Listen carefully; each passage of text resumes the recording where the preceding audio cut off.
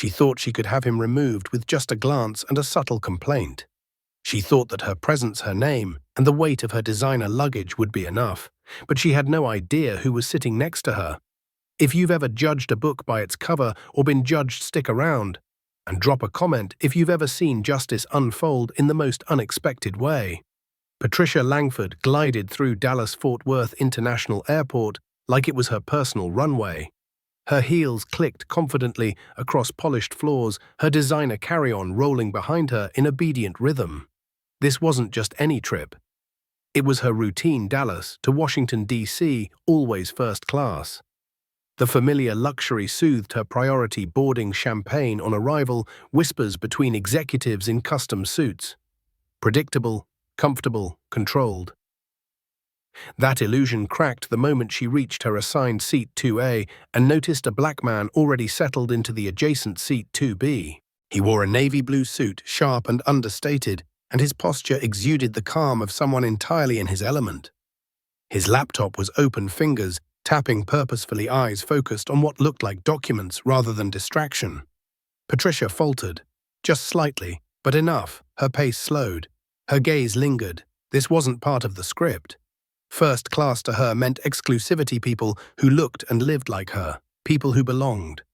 Suppressing the shift in her demeanor, she approached. Her tote landed on the floor with a bit more force than necessary.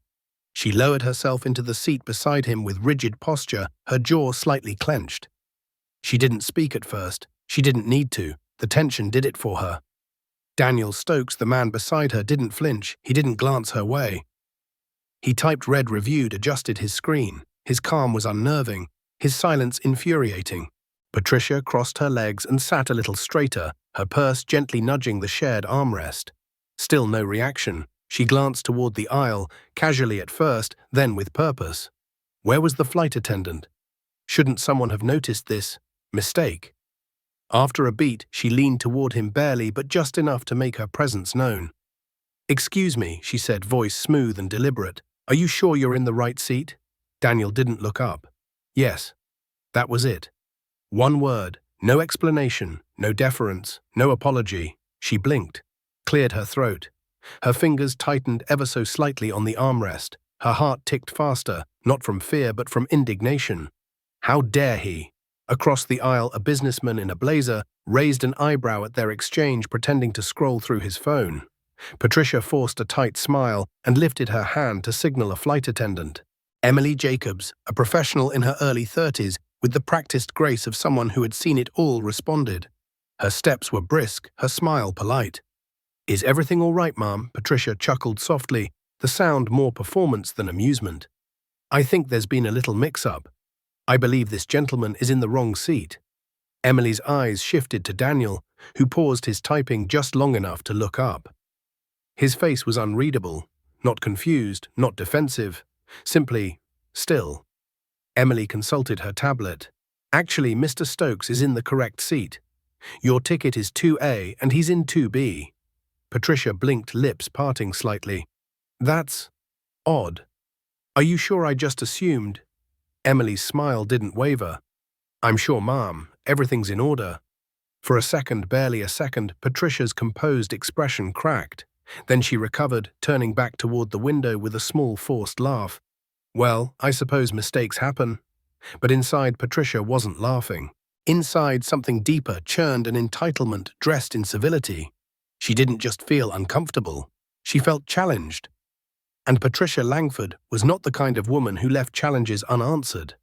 The air in first class was thick with silent tension. The subtle kind that slips into the space between words, clings to the skin, and hums just beneath the surface. Patricia sat perfectly still, her spine straight, hands folded neatly in her lap. But her mind was spiraling. This wasn't right. She had traveled this route for years. Dozens of flights, always in first class, always among her own kind. Not once had she been seated next to someone who didn't fit. And yet here she was, shoulder to shoulder, with a man who didn't look like he belonged, at least not in her version of the world. Daniel, however, gave no indication that he noticed. His fingers moved across the keyboard with quiet efficiency, his expression a portrait of calm. It was that calm, so effortless, so unfazed, that ignited something sharper in Patricia. She wasn't just uncomfortable anymore. She was insulted, and she wasn't about to suffer in silence. With a slow, deliberate motion, she reached up and pressed the call button again. A soft chime sounded above them, and within moments Emily reappeared, same warm smile, same collected posture. "Yes, ma'am," Patricia's voice was even calculated. "I'd like to request a seat change."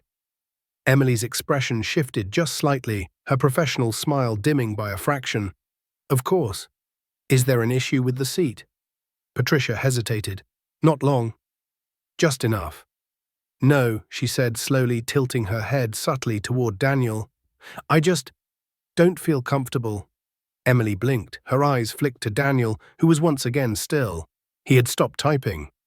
His hands rested gently on the laptop's edge, fingers unmoving. He didn't speak.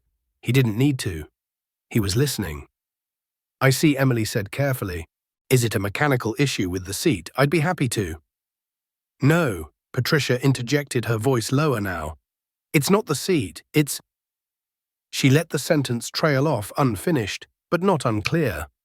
Her tone filled in the blanks she didn't say aloud. Emily gave the barest nod and tapped her tablet, checking for availability. Patricia leaned back slightly, watching her with a mix of expectancy and impatience. Daniel hadn't moved, he hadn't argued, he hadn't acknowledged her discomfort. That silence, it enraged her. Emily looked up after a moment. "I'm afraid we're at full capacity in first class, ma'am. There aren't any seats available." Patricia's stomach twisted, none, she asked, incredulous. Emily shook her head. "Would you like me to check in economy? There may be something available there." The words hit like a slap. Economy. As if. Her eyes narrowed, and for a moment she struggled to find a response. "That's not going to work," she said stiffly. Emily nodded, calm as ever. "In that case, I hope you don't mind staying in your assigned seat." Patricia forced a smile. "I suppose I have no choice." Emily nodded once and stepped away. But Patricia barely noticed. Her ears were ringing. Her breath came shallow and fast.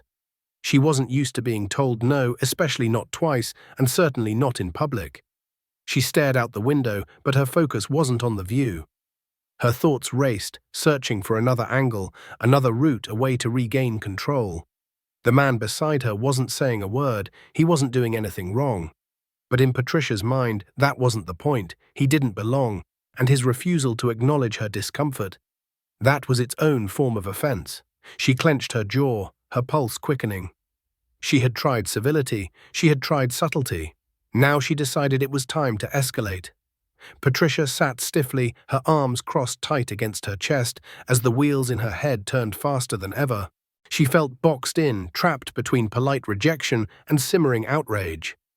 That feeling of being ignored, dismissed, overlooked, it was foreign to her. Unacceptable. And the man next to her still silent, still calm, still refusing to validate her discomfort with even a glance.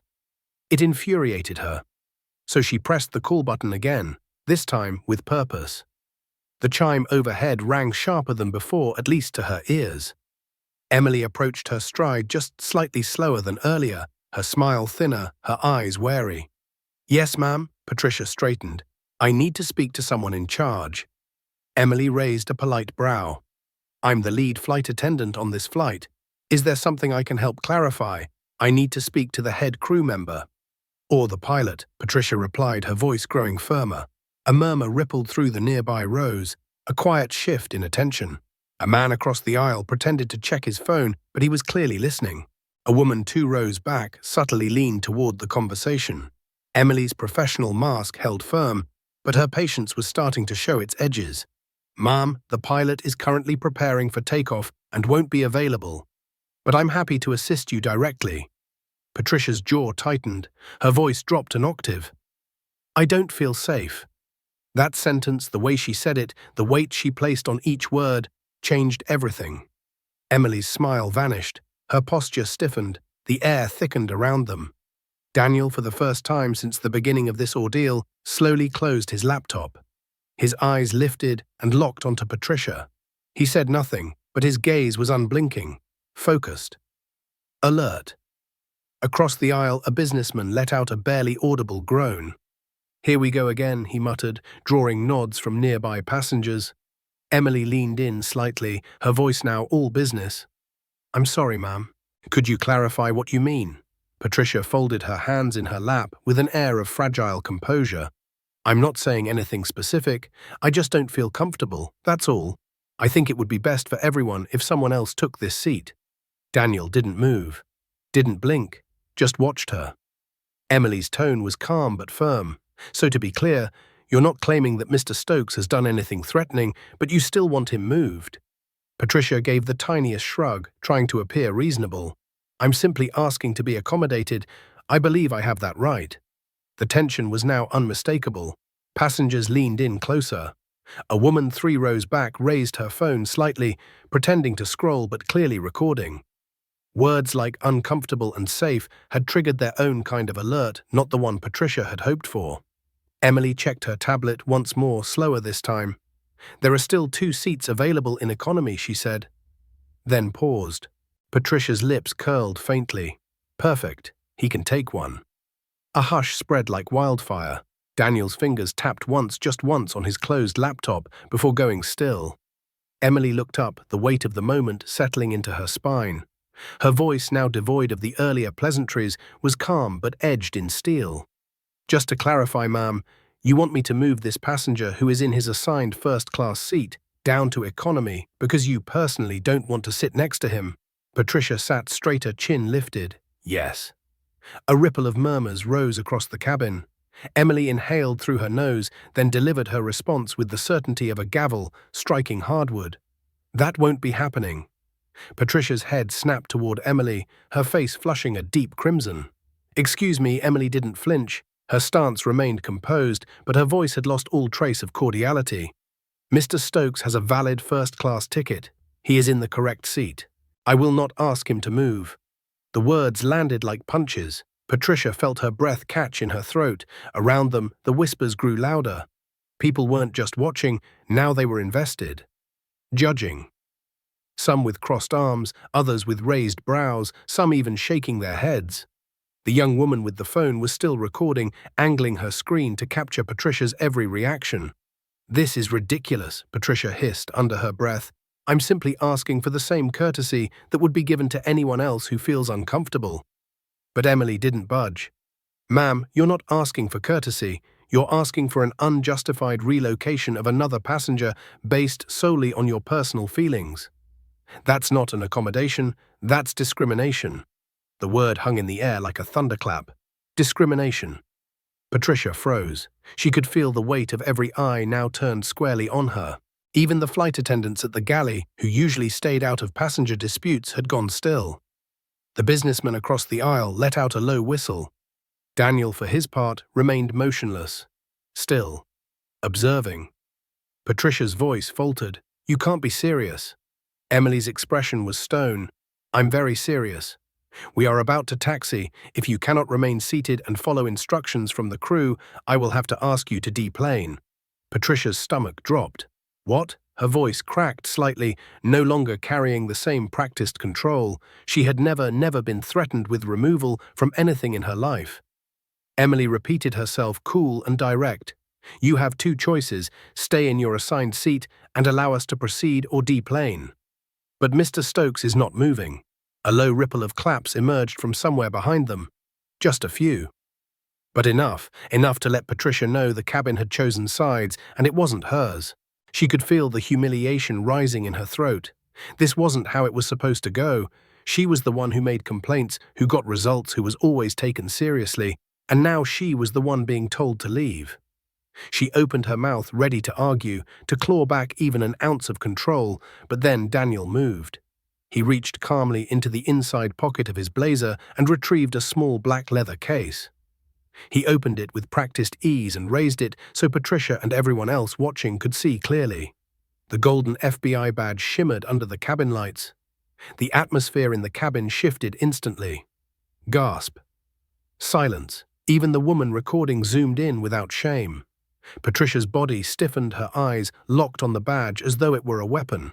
In a way it was. It represented everything she couldn't touch, couldn't fight, couldn't twist in her favor. Daniel's voice, when it came, was calm, flat. unapologetically authoritative. "Ma'am," he said smoothly, "would you like to file an official complaint? I can take your statement right now." Her lips parted, but no words came. Patricia's breath caught somewhere between her lungs and her throat. Her body went rigid, eyes wide, and locked onto the badge like it was glowing. The silence in the cabin was deafening now, not the calm kind, but the charged kind. The kind that stretches seconds into eternities. Every pair of eyes was on her, every passenger frozen, mid-thought, mid-motion. Daniel held the badge steady. His expression hadn't changed. Still calm, still unreadable. He wasn't angry. He wasn't smug. He wasn't even smiling. He was just in control. The very thing Patricia had believed she had mastered. "Would you like to file an official complaint?" he repeated. His voice held no malice. No mockery, only a perfectly even tone wrapped in authority. Patricia tried to form words, anything, a denial, a justification, a retreat. But her lips quivered, and the only thing that came out was a faint, strangled "I." Daniel tilted his head slightly. "You said you didn't feel safe," he continued with measured clarity. "That's a serious allegation, especially on a federal flight. If you truly believe I've done something inappropriate, I can take your statement right here." He wasn't threatening her. He was offering her the very thing she had claimed to want: accountability. And it shattered her. Across the aisle, someone chuckled softly. A man near the window muttered, "Oh, this is priceless." The young woman with the phone was now zooming in on Patricia's face, her fingers already dancing across the screen, captioning every second of this unraveling. Emily stood to the side, arms crossed. She didn't intervene. She didn't need to. The cabin had reached a verdict, and the jury was unanimous. Patricia's mind raced. Moments ago, she had been the conductor. She had dictated the pace, expected the outcome. Now she was the spectacle. If she doubled down, accused him officially, she would be filing a false complaint against a federal agent on record, on camera, on social media. But if she backed down, she would be admitting openly that she had lied, that she had manipulated the language of fear of power and tried to wield it against an innocent man because of how he looked. Her hands trembled, her mouth was dry, her world, once tightly wrapped in image, influence, and illusion, was unraveling one fiber at a time. Finally, with a barely audible voice, she croaked, "No, no complaint." Daniel gave a single nod. Expected. Calm. Without fanfare, he closed the badge and tucked it back into his jacket. Then he reopened his laptop. Click. Back to work, like nothing had happened. But everything had happened. Patricia sat paralyzed in her seat, her ears ringing with the echoes of judgment and the quiet shuffle of passengers turning back to their book screens and conversations. But even as they pretended to move on, the undercurrent remained the collective knowing that something ugly had just been exposed and diffused with nothing more than restraint and a badge. For Daniel, it was just another Tuesday. For Patricia, it was the beginning of a very long fall. Patricia didn't blink. She couldn't. Her eyes were fixed forward, unfocused, her breath shallow, her fingers twitching involuntarily in her lap. Her face burned not from the cabin temperature, but from the heat of humiliation. Every cell in her body screamed to disappear, to melt into the upholstery, to vanish from this cruelly indifferent spotlight. And yet, she remained. The murmurs around her had quieted but not vanished. They'd just become sharper, more specific, more personal. Patricia didn't need to hear the exact words to know what they were saying. She could feel it in their tones, in their stares, in the deliberate way people didn't look at her anymore. That kind of silence was worse than open laughter. Daniel, just inches away, hadn't moved an inch beyond his resumed typing. His posture was relaxed, his face unreadable, his demeanor completely unshaken. He had become the still center of a storm she had created and now could not contain. She could barely breathe. Her gaze flicked toward the young woman who had been recording earlier. The phone was still raised ever so slightly, still catching her profile, still waiting. Even now, even after the badge, the phone hadn't dropped. It was as if the woman knew the story wasn't finished. Not yet. Patricia swallowed hard. She had to say something, anything, to regain some control, but everything she might have said sounded ridiculous in her own mind. It was a misunderstanding. "I didn't mean it like that. People are so sensitive these days." None of it would save her. Not here, not now. Just then, Emily approached again, this time without pretense. Her smile was gone. Her voice was no longer wrapped in warmth. "Ma'am," she said quietly, but clearly, "I need to confirm that you're prepared to remain on this flight without further disruption." The phrasing wasn't casual. It was formal, legal, a prelude to escalation. Patricia blinked up at her, caught between pride and desperation. Her mind screamed at her to push back, to fight the narrative being spun around her. But every instinct told her it would only make things worse. Much worse. "I'm fine," she managed at last, her voice barely more than a whisper. Emily's eyes lingered on her a second longer, searching for something, honesty maybe. Then she nodded once. "I'm going to hold you to that." And with that, she turned and walked away. Patricia exhaled shakily, pressing her hands together in her lap to stop them from trembling. It was over. Or so she thought. A sharp chime broke through the low murmur of cabin noise. Patricia looked up just in time to see the woman with the phone smirking at her screen and tapping it twice. The look in her eyes was unmistakable. Triumph. Not petty, not cruel, just confident. Patricia's stomach clenched. She knew that expression. Her grandkids wore it when they posted something they knew would go viral. Her heart pounded. She turned her head just enough to catch a glimpse of the woman's screen. The video had already been uploaded. The caption was bold, clear. "Ruthless, racist woman tries to remove black man from first class. Turns out he's FBI." Patricia's hands went cold. The flight hadn't even left the tarmac, and somehow she had already lost. The realization hit her like turbulence without warning, hard, jarring, inescapable. The video wasn't just real. It was live, it was moving, it was spreading. And she could do nothing to stop it.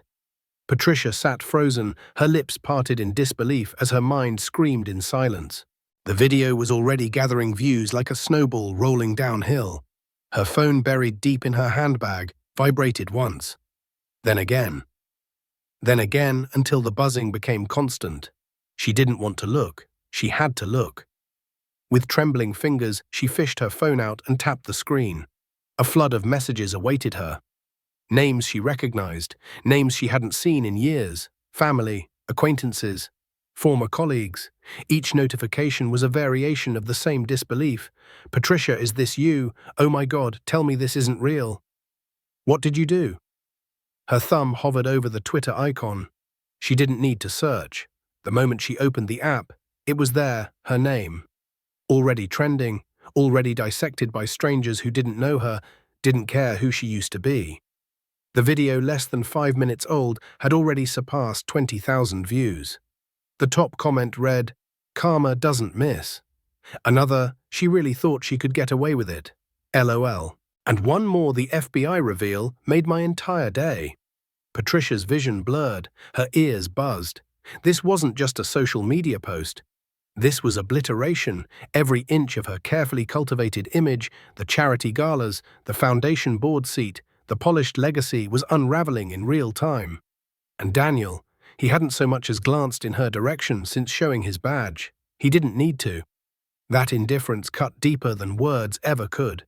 He had reduced her meltdown, her public implosion, to background noise.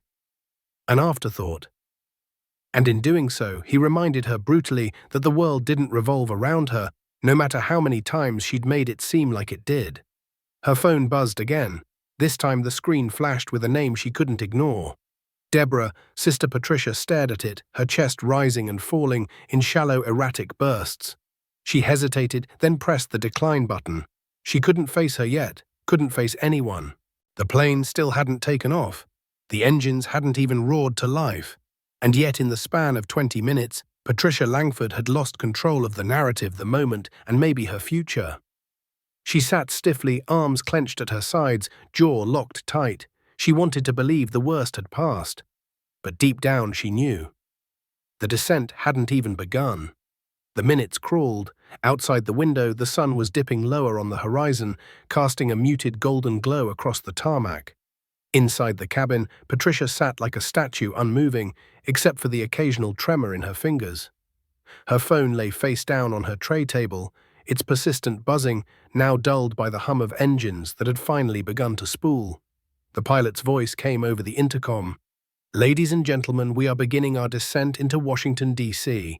Local time is 5:43 p.m. Please ensure your seatbelts are fastened as we prepare for landing. Patricia flinched at the word descent. It felt personal. She didn't dare pick up her phone again. She already knew. The last time she refreshed the video had 97,000 views. That was nearly 15 minutes ago. What would it be now she tried to focus on the present? Tried to imagine walking off the plane, collecting her bag, slipping into a car, and going home like this never happened. She could lie low, let the news cycle spin itself out. But even as she clung to that fantasy, the world buzzed relentlessly around her, mocking the idea that any of this would just disappear. Her phone buzzed again, this time with a different tone. An incoming call, blocked number. She hesitated, then answered. Hello, pause. Then a cold, clipped voice. Miss Langford, this is James Rollins, chair of the Marston Foundation. She stopped breathing. He didn't wait for a response. I assume you're aware of the situation. Her throat tightened. James, we're going to need you to step down. Her stomach sank. I think this is being taken out of context. The board disagrees. He cut in. We'll issue a statement by morning. We expect your resignation before then. A sharp beep followed. He'd hung up. Patricia slowly lowered the phone, her arm limp at her side. Gone. It was gone. Her seat at the board, the one she had spent over a decade cultivating with careful branding and endless PR dinners, gone in a single afternoon. She let out a soundless breath, her shoulders caving in slightly. She looked around the cabin. No one was looking at her anymore. No one needed to. They had already seen enough. Even Emily, standing further up the aisle, had dropped the friendly pretense. There was no longer warmth in her eyes, only detachment.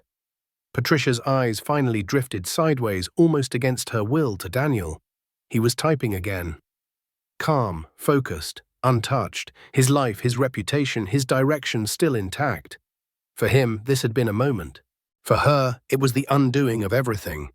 And somehow, the silence said it all. As the plane taxied to a stop at the gate, Patricia gripped the armrests like they were lifelines. Her breath came in slow, rigid bursts. It was a peculiar kind of fear, not the kind that screamed, but the kind that crawled under your skin and whispered, "You're exposed." The ding of the seatbelt sign, switching off, snapped her back to reality. Around her, passengers unbuckled, stood stretched, and retrieved their overhead luggage like nothing had happened. But Patricia knew better. This wasn't nothing. This was the moment after the collapse. The moment where the dust settled and the wreckage became clear. She stood slowly, her knees unsteady. Her designer bag suddenly felt heavier. The judgment in the air hadn't lessened. It had only become more polite, more quiet, more cutting in its invisibility. She didn't make eye contact with anyone as she walked down the jet bridge. Her heels clicked less confidently, now her posture more rigid than poised. Each step echoed with the weight of 1,000 unseen eyes. And then she saw them. A small crowd gathered just beyond the security threshold near the baggage claim monitors. Reporters. Not many. Not yet. But enough. Cameras raised. Microphones extended. The woman in the navy blazer at the front of the pack spoke clearly into her mic, her phone in hand. The now viral video shows an unidentified woman attempting to remove an FBI agent from first class, citing discomfort. The clip has already surpassed 1 million views in just a few hours. 1 million. Patricia's breath caught in her chest. She turned her head quickly, praying no one had noticed her. But it was too late. One of the reporter's eyes lit up. Wait. That's her. The words shot through her like lightning. Instinct took over. She spun on her heel and moved fast, heels clacking loudly against the tile floor. Her heart pounded against her ribs. She ducked her head and pressed forward, weaving through slow-moving travelers and luggage carts like a fugitive. Her phone buzzed violently inside her purse. She ignored it. The texts, the calls, the notifications. It didn't matter anymore. She just needed to get out. Outside, away, gone. A cab idled at the curb, and she nearly threw herself into the back seat. Go, she barked at the driver, now.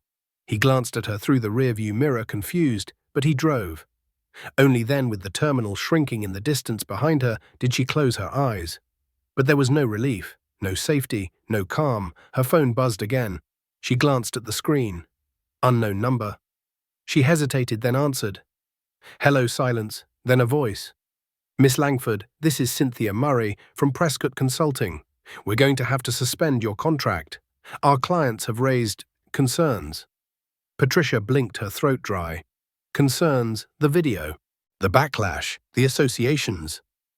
We'll be sending formal notice by email within the hour. Click, another one, gone. And this time it wasn't just a title or a position. It was revenue, influence, leverage. Slipping away like sand through a cracked hourglass.